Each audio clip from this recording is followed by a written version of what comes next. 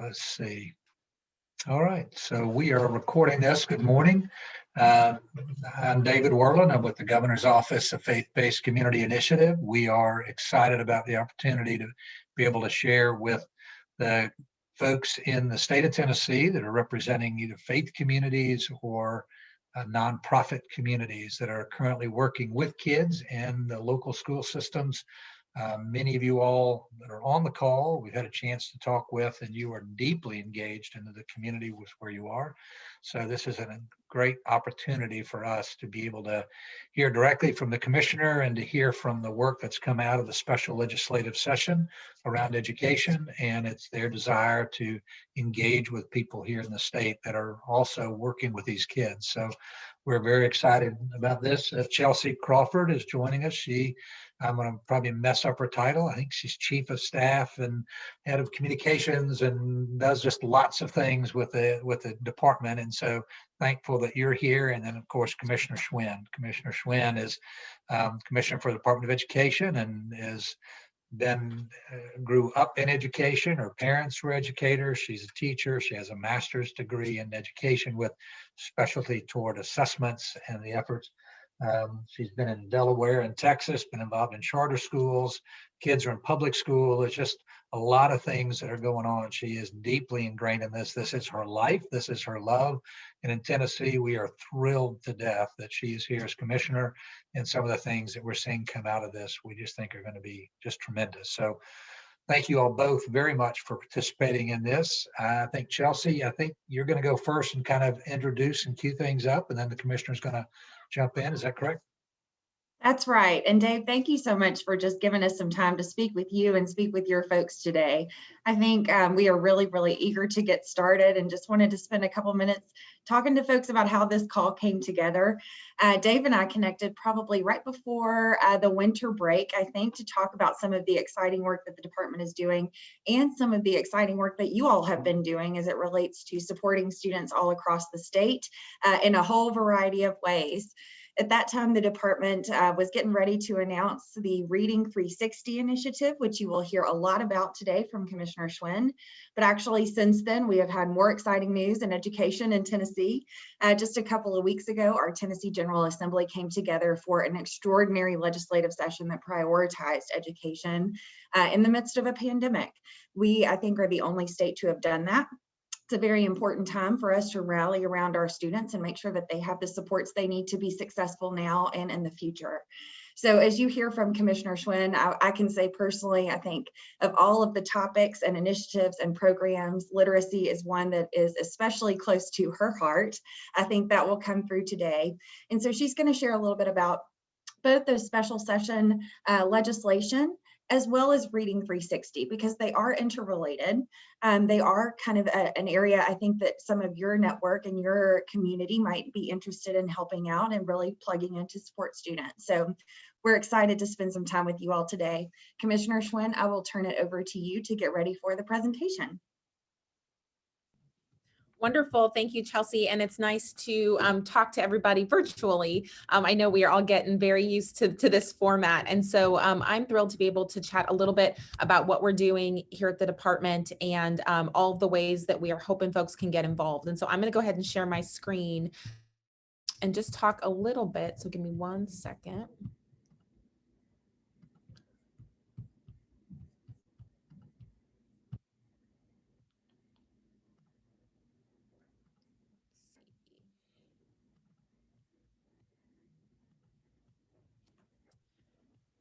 Matthew, do you need to open screen sharing so that Commissioner Schwinn can open hers? She should be able to. Okay. Yep. It is just telling me no, thank you. So we are going to try something else. Give us 1 second.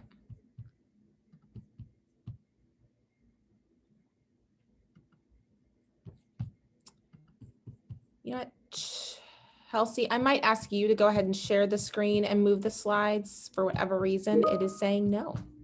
That's great. And if you want to go ahead and get started, I will pull those up as you go. Perfect. So I'm going to go through just the first few and just talk a little bit about what we are doing here at the department in terms of the broader scope of our strategic plan. So a year and a half ago, we released a strategic plan that had 3 clear bucket areas. The first was on academics, ensuring every child in the state had access to high quality academic opportunities. Then second was on whole child, which is meeting the academic and non-academic needs. And when we think about that, we think about things like special education, school nutrition, school safety, the other components that go into making sure that students have what they need when they're in school to learn all the important things about reading, writing, arithmetic. And then the third is on educators. We want Tennessee to be the #1 place in the country to become and remain a teacher. And so that has been a really critical component of our strategic plan, and I think has really driven a lot of the work that we've done in the pandemic. So as we're gearing up, we're going to talk about Reading 360, which I am thrilled about, not just as a commissioner, but I'm the mom of 2 very young school-age children, and then my little Jack, who just turned 1. Want to make sure that every child has access to opportunities to read on grade level through a phonics-driven approach. And then we'll talk a little bit about special session and just an overview of what was passed there. So to jump in for Reading 360, Reading 360 is a comprehensive vision for Tennessee for literacy. We want to make sure that every child is reading on grade level, certainly by that critical third grade year. And so when we think about the history of Reading 360 and all of the things that have gone into it, we know that back in 2012, almost a decade ago, we had Race to the Top. And during that time period, there were a significant number of training and support opportunities, but it really was focused on professional development in terms of content. Then we had Read to Be Ready in 2015, and that had general literacy coaching strategies, et cetera. It really was about coaching in the classroom and then summer camps. What we have done in Reading 360 is say, what are all of the supports that we have seen work across different states and including in Tennessee? And we need to do them all at once. Doing kind of the whack-a-mole approach where we just tackle one thing or the other doesn't seem to be as effective in terms of making sure that all children are able to get what they need and all teachers are able to get what they need. So one of the reasons why we said, kind of why reading, why now, is we look at our data. And what we have seen is that over time, we have remained relatively unchanged in terms of our reading achievement over the last several years. So if you look at this chart, it starts in 2013 and the latest is 2019, which is the last time we had NAEP. And NAEP is the national test that all states participate in to get a sense of states and how they compare with one another. And this is essentially each of our performance bands. So that gold band at the bottom are those students who are advanced. And so you see that less than 10% of students in the state are advanced, and that has remained unchanged since 2013. The orange band is proficient, so those are right at grade level. We had a little bit of a dip between 2015 and 2017, but that's relatively unchanged. And those top 2, the dark blue and the gray, those are those students that are basic or below basic. We actually want to see that number going down. And we've seen that number, at least with our below basic and the gray, has actually gone up a little bit. So again, it is showing us that over the last 7 years, we haven't seen a lot of change on the national level. Then we look at Tennessee specific data. That teal bar is our third grade reading. So you see in 2013, we had that high of 50%, just about half our kids were proficient on our third grade English language arts test. That has dropped every single year. We had a little bit of a bounce back between 2017 and 2019 to where we are now, which is at 37%, but that's nowhere close to where we were in 2013. So we're not going in the right direction on that. And then I think when you look at that gray bar, that's 8th grade. We had a high of 50% in 2015, but have been dropping every year since then. And now we are just at 27%.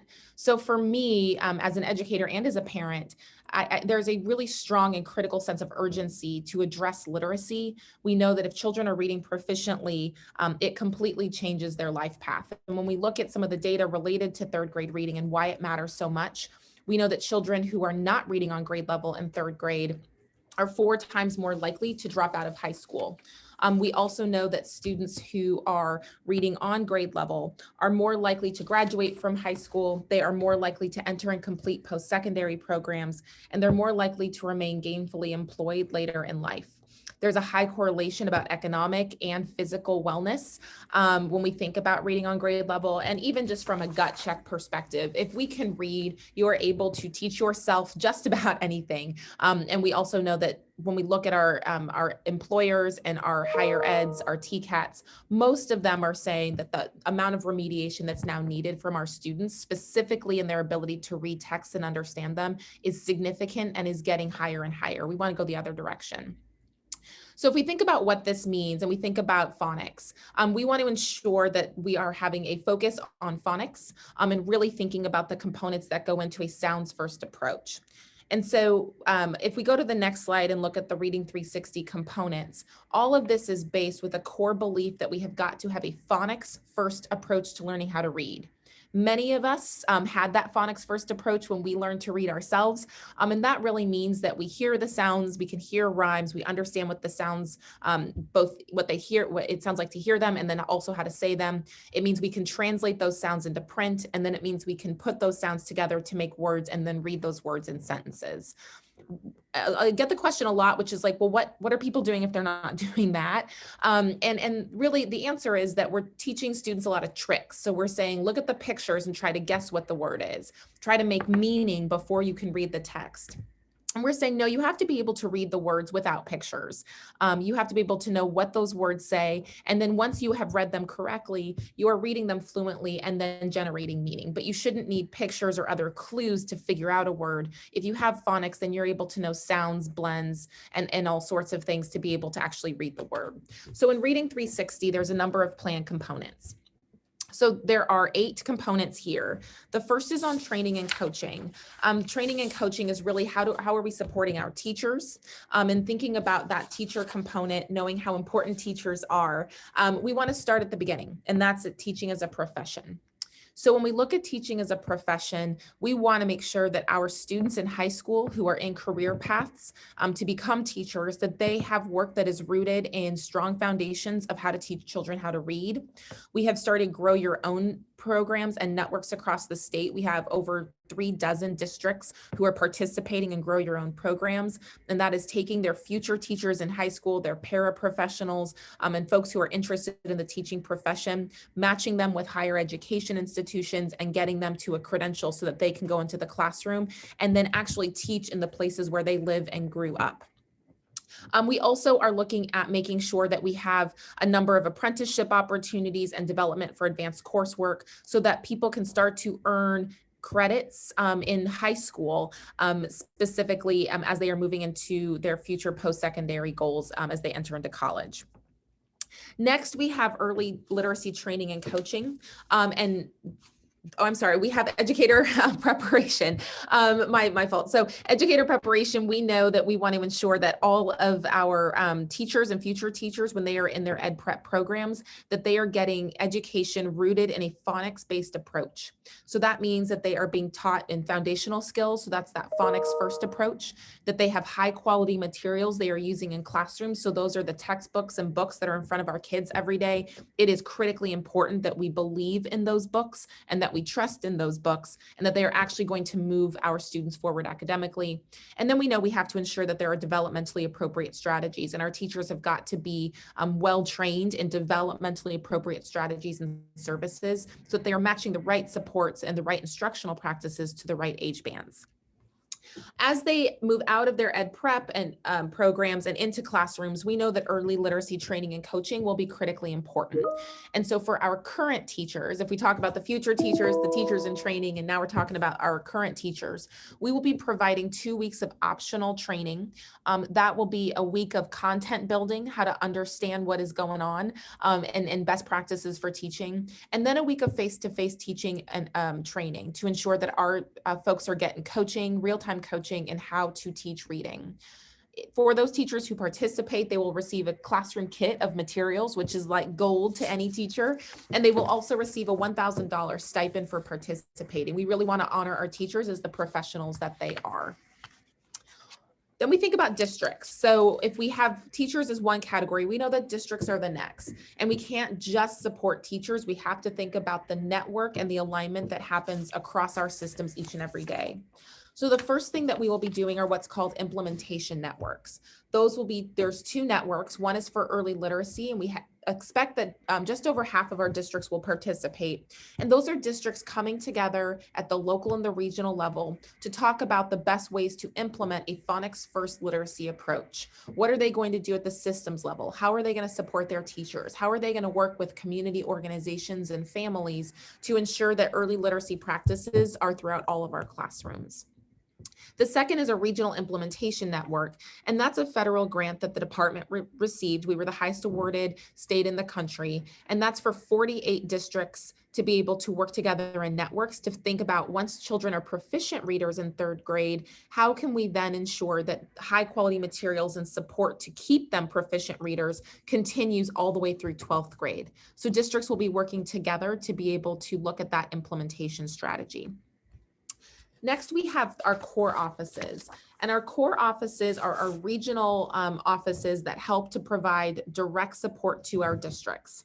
They are going to engage in a lot of one-to-one partnerships, especially for those schools and districts who are experiencing students who might be struggling the most with reading. So we will have department staff who are partnering directly with schools to help them implement high-quality materials and best practices related to phonics. Next is an online tool. So we are developing and we'll be launching in the next couple of weeks an online tool around foundational skills, which again is that phonics first approach. That's going to have a lot of resources, from videos to implementation supports, guidance documents, lesson plans, and all sorts of other things. But for teachers, they will have all the resources they need to be able to effectively teach a phonics first approach in their classrooms. And for our school leaders, they'll have support on how to help their teachers implement those best practices. Additionally, with the online tool, there are a lot of other features like a materials navigator. The department developed an entire set of instructional materials for foundational skills or phonics first, and that has everything you would need to teach an entire year for kindergarten, 1st or 2nd grade. We also developed resources for pre-K, which is important to ensure that alignment. But one of the things I'm most excited about that we'll talk about a little bit later are these at-home reading and family resources. We want to make sure that we're not just developing things for classrooms, but we're also developing things for homes, knowing that families and parents are our children's first teachers. And then the last thing we're developing at the district level is an assessment. So we will have a universal screener that districts will be able to provide 3 times per year. And that will give us critical information on how our students are progressing with literacy. We want to ensure that we are tracking and benchmarking progress over time every year. Right now, the first time we get state level data is 3rd grade. And that's just too late. We need to be able to identify where students, classrooms, and districts need additional support as early as possible, so that way students are proficient by that critical 3rd grade marker. And then finally, we have families. And we think about families and some of the work that we know our families care deeply about. And so for that, the first is on connected literacy microgrants. This is another example where the department was the highest awarded state in the country related to microgrants. And what we saw was that through this $20 million investment by the U.S. Department of Education, we will be able to provide over 13,000 students and their families with grants that will cover spring and summer tutoring. It also provides for a 2-week training series for those folks who are going to become tutors. And all in all, students, and again, these are students who are struggling the most with reading, they will get over 36 hours of tutoring and receive technology support so that they can use some of these online resources we've developed at home to continue to build their reading skills. Next, and one of the things that I was super excited about is we launched an at-home reading series. This was in partnership with the Governor's Early Literacy Foundation and Scholastic. But for over 75 of our rural districts, we were able to provide 600,000 books for over 59,000 students. And those books are specifically designed to build home libraries.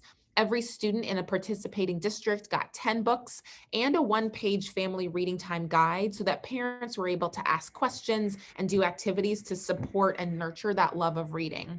But we were just thrilled that we were able to give away 600,000 books to so many students, especially understanding how critically important that is. And when you think about K through third grade, that 60,000 is over 20% of students in that grade. So it's just across the state. So it was an incredibly important, I think, first step.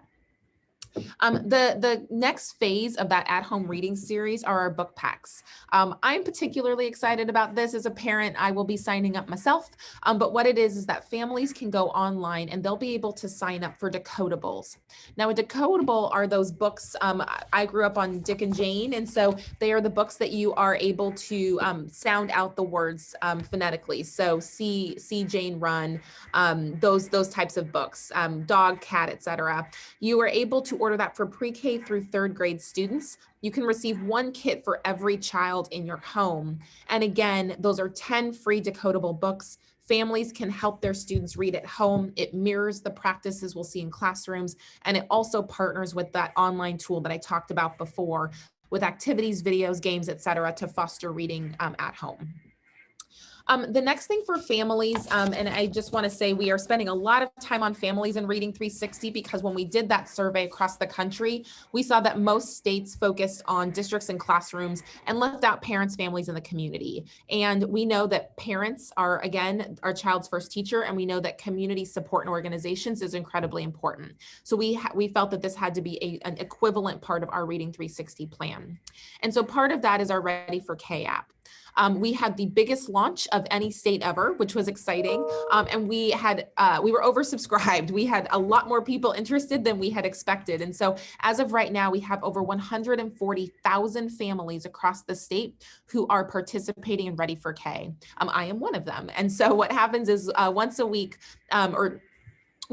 you get a text, and then you'll get some follow-up texts 2 times per week. And those texts help you with grade level appropriate strategies for your child. So for example, my third grader, I'll get a text and it'll say, here's a fact about what she should be learning in third grade. Here are some tips of things you can do with your child at home. And here are some areas to really grow or stretch their reading abilities. But the idea that we've got about 75,000 students per grade, and we know that over 140,000 families, which oftentimes represent multiple students in those grades, have access to these resources, just shows how much families want to participate. And I think that's incredibly important for all of us to remember as we're thinking about reading initiatives in the future. And then the last component of our family section is PBS. And I have a special love in my heart for PBS. I grew up on reading Rainbow and Sesame Street and certainly Mr. Rogers. So everybody loves Big Bird and Snuffleupagus. But for PBS, we know that they've been incredible partners for us over the last year, especially with the pandemic. And they have been strong partners in providing multiple hours of televised and online videos to support student learning every day. So we have over 400 video lessons that have been developed in partnership with Tennessee teachers and PBS.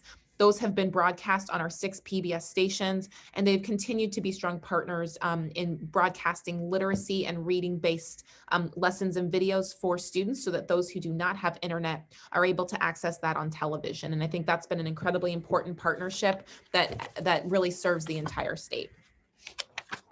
And then the last piece that I know one that you are likely very interested in are community partnerships. And so if you think about those 4 cornerstones in Reading 360, it is teachers in the classroom, future teachers and existing teachers, it is districts, it is parents and families, and then it's the community. And so for Reading 360, in terms of what we are looking at, there's a public awareness campaign we'll be launching later in the late spring, early summer, starting with sounds. And that's, again, to make sure that our community members understand that clear and critical importance on sounds and how that relates to phonics-based literacy. Students have to know letter names, the sounds those letters make, what happens when those letters are together to form words, and what those words look like in sentences. So we'll be doing a public awareness campaign, but we're also looking for collaborations with the community. We know that we need partnerships for strong research to report data publicly, but there's also a number of opportunities we'll be releasing for volunteer programs. We know that a number of you are already working in schools and are there supporting our students in districts every day. We want to make sure that we are providing as many opportunities as possible to highlight that work, to expand that work, and to resource that work. So that will continue to be a critical part of Reading 360, and we'll be posting more and more opportunities online as they come. So the last couple of slides, we've got a timeline. We'll be working our way through May. So May is really when all of these things will launch together. And then to close out on Reading 360, just to be able to see all of the different components, you can see that there's those 8 foundational components, and it is a $100 million big investment in our youngest readers, because I cannot think of anything more important than ensuring every child in the state of Tennessee is reading on grade level. That sets up all sorts of opportunities for them. I'm going to talk broadly and stop here on special session and really focus on 2 bills. I think the first is on learning loss and the second is on literacy. So for learning loss and for literacy, I was incredibly grateful that the General Assembly met the call from Governor Lee to be able to say, we have got to come together and talk about how this pandemic has impacted our public schools. And so what they did when they came together at the General Assembly is they looked at 4 bills. So they looked at accountability, they looked at teacher pay, and then they looked at learning loss and literacy.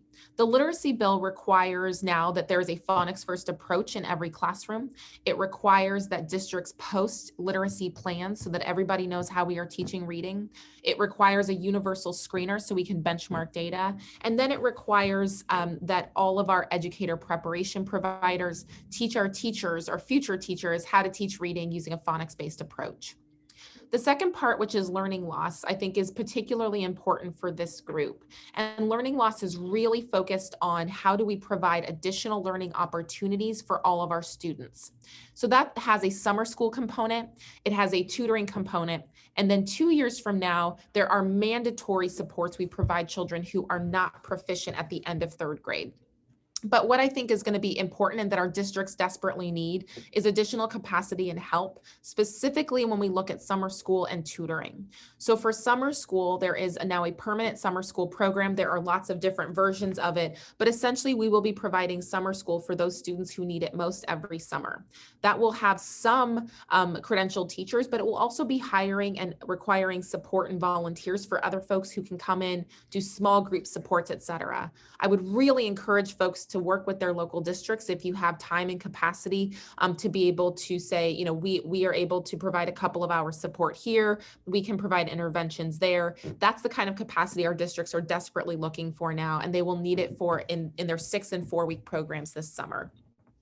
The second part of the learning loss bill in special session talked about tutoring, and it creates the Tennessee Accelerating Literacy and Learning Core, or what we're calling the ALL Core. That is a permanent tutoring structure for after-school tutoring for students who are not yet on grade level. The department will be providing significant supports, resources, and content to help people know exactly what the most important things students need to know and be able to do are. But districts are going to be looking for a lot of tutors for a couple of hours, a few times a week, to be able to really help kids. There are volunteer opportunities. There are also paid tutoring opportunities. But I think in terms of a call to action, the most important thing coming out of special session really is going to be those who are able to mobilize and provide that tutoring and additional support opportunities for our districts. I know they are going to be looking for that. We're going to be launching an awareness campaign and a sign up in the coming 2 months. So very excited about that work. I know I am out of time. I am a naturally fast talker when I am excited about something, and I'm very excited about all things related to reading. But I appreciate everybody's time. I know there are a few questions that I'm seeing pop up and want to be able to give some time for that. But I also just wanted to acknowledge that this group I know is deeply, deeply concerned about reading and very invested in ensuring that all of our kids are on grade level proficient readers. And so just as commissioner, but also just as a mom, I'm very grateful for everything that you are doing for our students. It makes a difference. Every single person who is on board, excited and passionate about literacy is another voice in this growing course that we have that I think will make a big difference in our state. So just very, very excited to be able to be here and to be able to continue to move literacy forward. So I will turn it back over to Dave and Chelsea in case there are questions that I can answer. Sure. And Dave, if you don't mind, I can take us through some question and answer. Perfect. And one thing before we do, I know Dave, you and I talked about really outlining some clear pathways for folks to plug in. I am dropping into the chat right now a link to a webpage on the TN Department of Education website. All of you can go there and sign up today to join a newsletter list. That is what we will be using primarily just to update kind of general public and community members about Reading 360. You saw the commissioner's slide where it talks a little bit about how we expect most of these programs, volunteer opportunities, et cetera, to come online in a couple of months around May. You can sign up today and continue to get updates on those things. So please take advantage of that in the chat now. Commissioner, we do have a couple of questions, and if that's okay, I will just go ahead and ask them, and you can answer them out loud for the benefit of the recording today. Yes. The first question that we had comes from Andrew Voss. He asked, can you elaborate on the types of things included in your vision for educational classroom kits? Yes, so classroom kits will cover a few things, and apologies if you see or hear, we have some window washers joining us today, so always exciting time at the department. So in the classroom kits, teachers will get a set of decodables for their classroom. So if you are a second grade teacher, then you will get a set of decodables, strong, sturdy decodables to help students when you're doing the small group instruction for reading. You will also receive a set of materials and resources to help you for the supplemental supports that you would be providing. So that's everything from the big books to the posters to kind of that regular kind of textbook set of materials that will also be available online. But those are the kits you'll get. And again, that will be enough for your entire classroom. Thanks, Commissioner. The next question comes from Danielle. Danielle asked about the at-home reading series with Scholastic. Could it be expanded to other counties in 2021? The county where she lived was not included on the first round, and so I think maybe got some exciting information today. Can you talk about some expansion opportunities? Yeah, so we were very grateful for Scholastic. We were able to do some matching grants to get those books out. I think it was incredibly popular. And as I said, I think we have been blown away by how excited people are and how much they want to participate and be part of these opportunities. So we are in conversations with them to expand it to some of our additional counties. We got the first 75. And so now we're going to be looking at expanding that in the months to come. So yes, hold on, hang in there, but we are working on it. Great. Krista asked a question. It says, how will the decodables and new curriculum resources be equitable and culturally diverse and sensitive as opposed to generic literature in the past? Yeah, that's a great question. So part of what we did to be able to look at the decodables, and I will say decodables by nature are going to be pretty technical. They are fun, but they are intended to really focus on those types of words, your basic sight words, and those words that you can sound out. We worked with a diverse group of Tennessee teachers. And so you'll see in the decodables, actually all the teachers and their districts listed. So we looked at districts from across the state, both urban, rural, and suburban, different district sizes, et cetera, to make sure that we had that teacher voice and lens on all of the decodables. We also worked with content that we felt was reflective of the great state of Tennessee. And so you'll see that in there in terms of who we brought in to help do that work. But I think having that diverse array of teachers from across the state was a really important part of it. Very good. The next question is from Michael. Michael asked, what ages are being considered pre-K for the purposes of this presentation? Is it just the 4-year-olds, or are there other ages that might be included? That's a great question. So it will depend on who is served in the program. So we define pre-K by the school level, so not necessarily by the age. So we are going to see programs that have pre-K 3 and programs that have pre-K 4. For the most part, based on where students are developmentally, we expect the majority of students to be pre-K 4 students. But for teacher support, et cetera, we know that pre-K 3 and pre-K 4 students would be welcome and able to participate in all of the PD opportunities.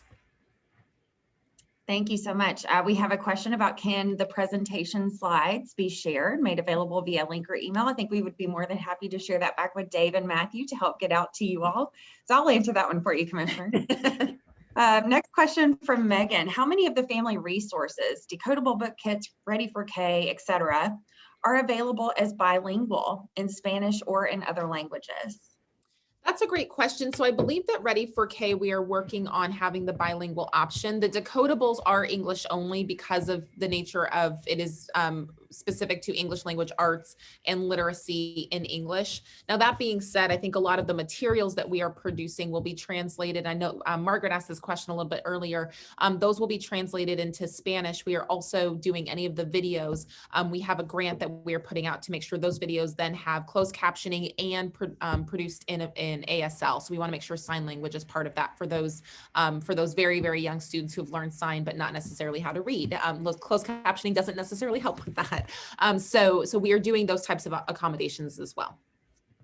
Very good. We have another question. This one was from an anonymous attendee. It says, how are charter management organizations included in the early literacy regional implementation networks and in the core supports that you talked about?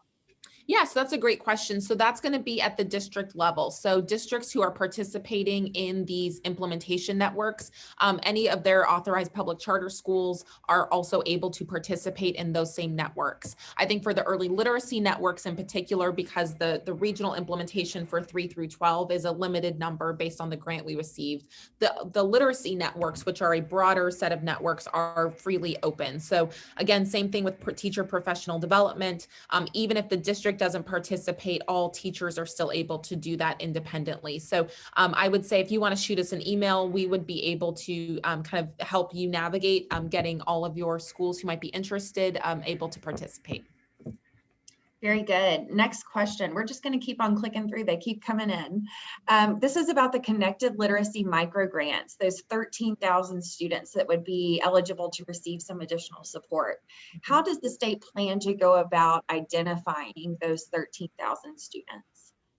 Yep. So in the grant, the students, the identification is specifically related to current proficiency or grade level reading abilities and income. So it will be prioritized based on those students who either attend schools who have demonstrated lower proficiency in the past and or are students who are in low income communities to be able to provide that additional support. Now that will be statewide. It will not be kind of targeted into a certain number of districts because we understand it's about parents having that option.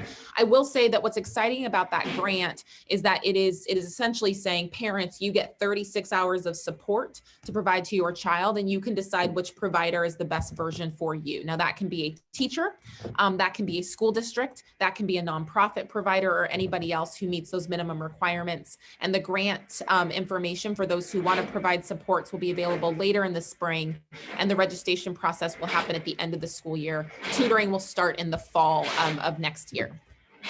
Very good. Next question, Commissioner. This one asks, can we provide services this summer in our individual sites? I know on the call we have folks who are representing houses of worship. We have folks who are representing nonprofits, community organizations. So those are the individual sites that we're asking about. These folks have been doing virtual school academies all year and would like to continue. So we're trying to think about how to plug in this summer. Okay, yep. So I think specifically around the summer, I think there are going to be the in-person opportunities. Now that's what's funded by the state, and that will look like 6 hours of support for elementary school. That will be for 6 weeks. For middle school, that will be for 4 weeks. I know districts are going to be looking for additional folks to come in and help with that work, especially because they're going to be, teachers are tired. They know that there's going to be some capacity constraints. So that's one way to plug in. I also think that for those students who might have ongoing health or medical issues where they're not able to come in person, there will be some really important opportunities and need for folks to provide tutoring and supports in a virtual environment. I would say in the next couple of weeks, get in touch with your district. They're kind of planning out what that structure will look like throughout the first few weeks of February, and then they're going to really be looking for additional supports to plug in. That's a great point. And I know I'm trying to go in order of the questions that have come in and also trying to watch a couple of different streams of questions, but we do have a number of questions today about how can we lend our services, lend our site to support the work that you've talked about, Commissioner. And so I just wanted to call that out. Connecting with the districts who are making plans right now for this summer, I think is a really smart takeaway for the folks on this call. We did have someone who entered a comment that said reading proficiency will impact local economic development, crime, healthcare, and many other components. We can't agree more. I know that there's lots of different research that backs that up as well. Perhaps we have time, Dave, for just a couple more questions. I want to give you a moment to close out. Okay, we'll go through a couple more. Commissioner, will the tutoring that you mentioned in the Tennessee All Core be required to use a certain curriculum?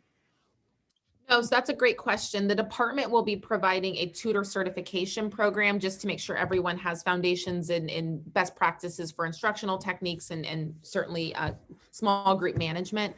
We will also provide lessons that are intended to be at the right grain size. It will prioritize the things students need to know and be able to do for that prior grade or the current grade, and certainly be kind of that bite-sized 30 to 45-minute lesson. But folks are able to use their own materials if they so choose. We will just have a free option for those who need it. Very good. Next question. This is about Reading 360 and teachers. Can a teacher opt into the Reading 360 program if their district does not? Yes, so teachers will be able to participate in any, sorry, I hope you can still hear me. Teachers will be able to participate in any of the opportunities available. So even if their district does not participate, all of the professional development, the at-home reading series, the kits, all of that will still be available to classroom teachers. And we will have an individual sign up if districts are choosing not to participate. Very good. I know we have a number of questions that have come through just in the chat box. I'm going to try and take a couple of those. There are some questions about community agencies, after school centers, et cetera, being able to access the kits that you mentioned, those jackpot little gifts for teachers that would participate in the training. Can you speak to other organizations that might want to utilize materials like that, how they could go about finding those or plugging in? Yeah, absolutely. So one of the things that you'll be able to do is we will have that sign up. And so any family with that school age child will be able to receive that kit. We will have all of those available online as well so that you can download and print if you want to do that locally. And then we are currently working with the state printer, to be able to see if non-parents, but community organizations, et cetera, if there is a sign up, if they want to be able to have those kits mailed to their organizations, and looking to see what the funding looks like, or if we can just do that at cost. Very good. Next question, and maybe this will be our last one, so we give Dave a few minutes to close us out. Will community partners be provided training for their staff and volunteers as it relates to proper tutoring techniques? Yes, so part of what the department will be providing, and that will be available likely in May based on kind of the development of it, is there will be an asynchronous and online tutor certification program. That way folks are able to go online, they're able to get everything that they would need to feel confident in strategies, best practices, instructional techniques, et cetera, for tutoring. We will also provide, as part of those lessons that are available, that we will make freely available to folks, are some mini professional development, kind of 10 minutes for a tutor to be able to watch and say, okay, this is exactly how you would teach this lesson, common errors you might see from students and how to correct them. So lots of support for tutors. Great. Okay. Commissioner, that will be all of the questions. Dave, we'll turn it back over to you to close us out for today. Well, thank you. I cannot thank you guys enough, both for the incredible amount of work that's taken place. The department has worked so hard, both getting ready for the special session and the legislators stepping up and making a commitment for the children and being able to secure this funding from the federal level in order to benefit the kids in the state of Tennessee. It's an incredible thing. We're just so thankful for that.